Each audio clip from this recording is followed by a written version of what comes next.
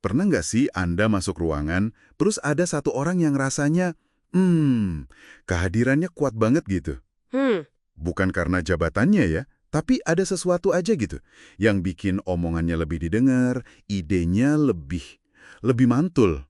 iya, iya. Paham maksudnya. Nah, kualitas ini kan yang sering disebut executive presence. Tapi apa sih sebenarnya ini? Kadang agak misterius ya. Oke, di pembahasan kita kali ini, kita coba deh kita bedah lapis demi lapis soal executive presence ini. Kita udah kumpulin beberapa riset, pandangan ahli juga.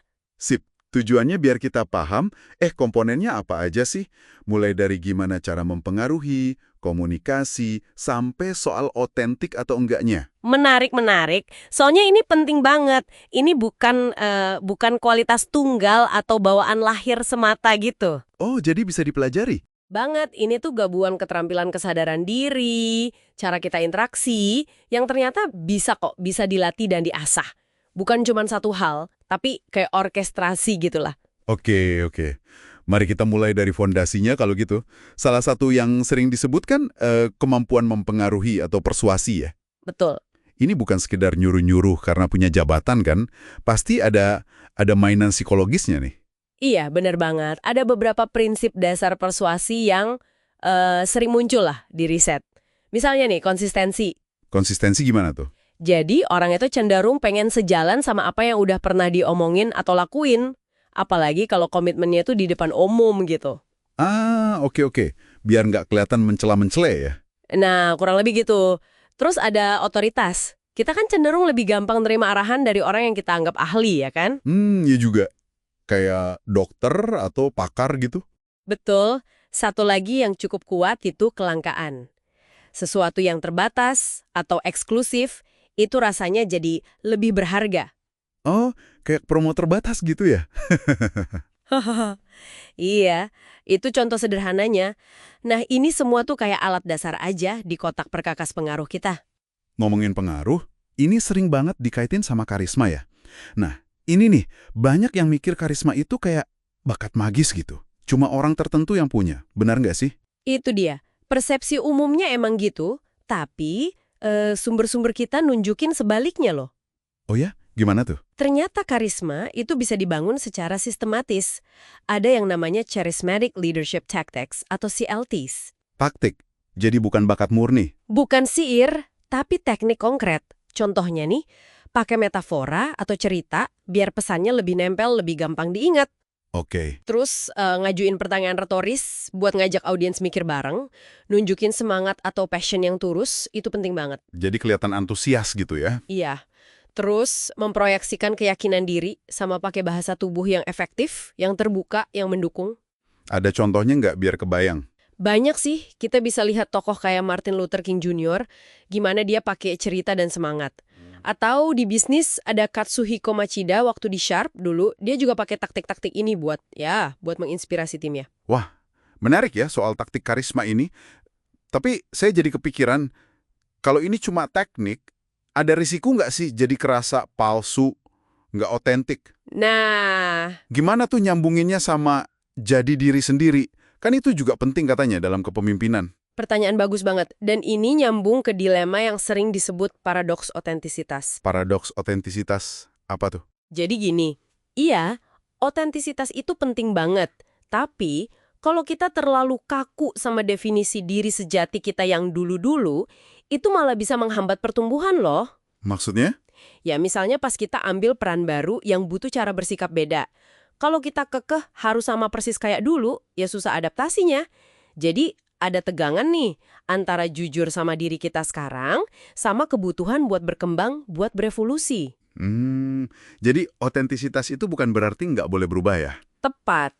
Dan otentisitas juga bukan berarti kita harus umbar semua kelemahan kita setiap saat, apalagi di awal-awal interaksi atau peran baru. Terkait ini pandangan Brené Brown soal vulnerability atau kerentanan juga nyambung nih. Oh ya. Dia bilang, kerentanan itu bukan kelemahan, justru itu keberanian buat tampil apa adanya, dan itu yang malah bangun koneksi dan kepercayaan.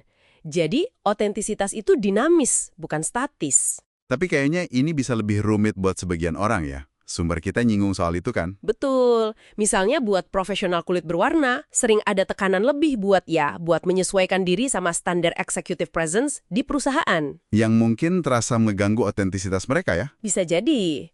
Dan sayangnya, mereka juga seringkali nggak dapat umpan balik yang jelas atau konstruktif soal ini. Gimana cara menavigasinya gitu. Wah, iya juga ya. Jadi ini nunjukin betapa kompleksnya isu otentisitas dalam konteks executive presence ini. Banget. Makanya ini bukan cuma soal gimana kita tampil keren dari luar, tapi juga, gimana kita bisa benar-benar terhubung sama orang lain. Nah, itu dia. Jadi aspek koneksi sama empati ini juga kunci banget ya berarti? Bukan cuma soal polesan luar. Kunci banget. Empati di sini ada dua sisi penting. Ada empati kognitif, yaitu kita paham sudut pandang orang lain. Oke, ngerti cara pikirnya. Iya.